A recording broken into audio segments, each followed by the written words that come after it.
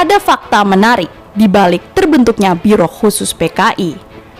Nyatanya, Biro Khusus PKI terbentuk dalam tubuh PKI atas dasar nasihat Menteri Luar Negeri Cina yaitu Zhou Enlai. Menteri Zhou menyarankan agar Aidit segera membentuk badan khusus dan rahasia untuk mematahkan lawan politiknya yang semakin banyak.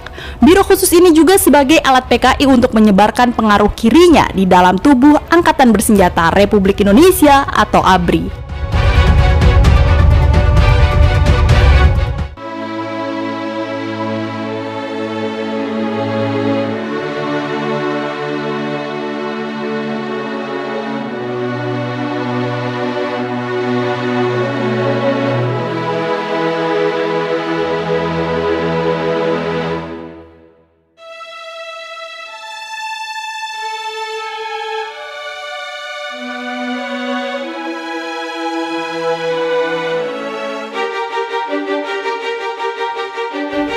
Adapun yang paling mengejutkan yaitu ternyata tugas para pejabat di Biro Khusus ini antara lain membuat penjara rahasia dan menetralisir orang-orang anti PKI baik dengan menculik atau membunuh.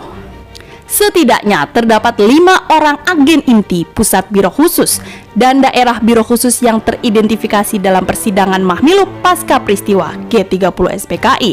Di antara mereka adalah Syam Kamaruzaman sebagai ketua, Pono dan Bono wakil ketua, Hari Bangkring, Suwandi, dan Hamim.